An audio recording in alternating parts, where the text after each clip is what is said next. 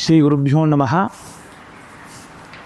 సాధారణంగా ఉత్సవాల లోపల భగవంతుణ్ణి డోలాయమానము అంటే ఉయ్యాల సేవ కానీ పల్లకి సేవ కానీ మనం చూస్తూ ఉంటాం.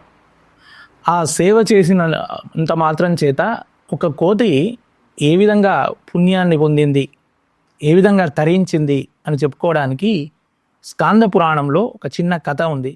అది తెలుసుకునే ప్రయత్నం చేద్దాం. ఒకానొక వసంత ఋతువు లోపల ఒక వనములో దమనోత్సవం జరుగుతుంది. దమనోత్సవము అంటే ఉయ్యాల సేవ. అందులో బంగారు ఊయలలో ఒక మంచి శివలింగాన్ని ఉంచి భక్తులందరూ కూడా స్వామికి దమనోత్సవం చేయిస్తున్నారు. చేస్తుండగా ఆ రాత్రంతా అలా గడిచింది. గడిచిన తర్వాత వనములో ఇక భక్తులందరూ కూడా ఇంటికి వెళ్ళిన తర్వాత ఒక కోతి సహజ లక్షణముగా ఆ వనముల విహరించుచు ఈ ఉయ్యాల దగ్గరికి వచ్చి రాత్రంతా కూడా ఆ ఉయ్యాలను ఊపుతూ ఉంది. ఆ తర్వాత వేకువజామైంది. భక్తులందరూ కూడా వచ్చారు. ఈ లింగమును ఈ కోతి ఏదైనా చేస్తుందో అన్న భ్రమలో ఆ భక్తులందరూ కూడా ఆ కోతిని కొట్టి చంపివేసినారు.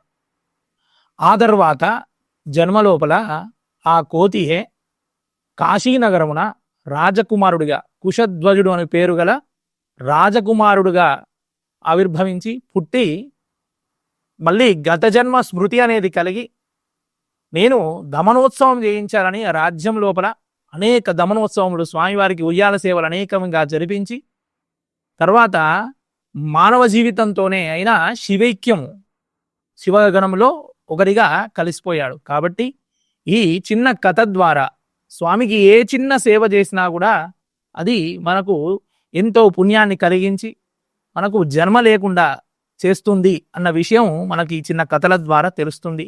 అంతేకాకుండా స్కాంద పురాణం లోపల ఒకానొక శ్లోకం అనేది చెప్పడం జరిగింది. యథా యథా డోలయతి శివం డోలా స్థితం నరః తథా తథా శుభం యాతి పుణ్యమాయాతి భద్రకః. ఇది స్కాంద పురాణంలో ఉన్న శ్లోకం. ఇందులో ఏం చెబుతున్నారు అంటే ఉయ్యాల అనేది ఊపినప్పుడు ముందుకు కదులుతుంది, వెనక కదులుతుంది. ముందుకు వెనక కదులుతున్నప్పుడు ఏం జరుగుతుందో ఇందులో చెప్తున్నారు. యథాయథ డోలయతి శివం డోలా స్థితం నరః. ఎవరైతే నరః ఏ మానవుడైతే ఈ విధంగా ఊపుతున్నాడో తథా తథా శుభం యాతి, వెనక్కు వెళ్ళినప్పుడు మన గత జన్మ పాపం కానీ ఈ జన్మలో చేసిన పాపం అంతా కూడా పాపరాశి అంతా కూడా వెనక్కి వెళ్ళిపోతుంది. పుణ్యం ఆయాతి భద్రకః, పుణ్యం ఆయాతి భద్రకః.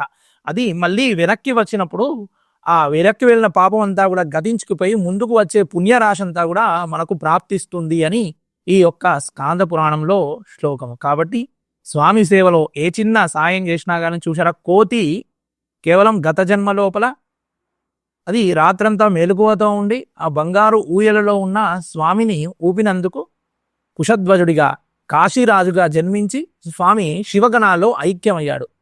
అటువంటి చరిత్ర లోపల ఎన్నో కథలున్నాయి స్వామి అనుగ్రహం పొందిన వారి లోపల. ఆ కథలన్నీ కూడా వినడం మాత్రం చేత ఈ శివరాత్రి కాలం లోపల స్వామి సంపూర్ణమైన అనుగ్రహం మనకు కలుగుతుంది. హర నమ పార్వతీపతయే, హర హర మహాదేవ.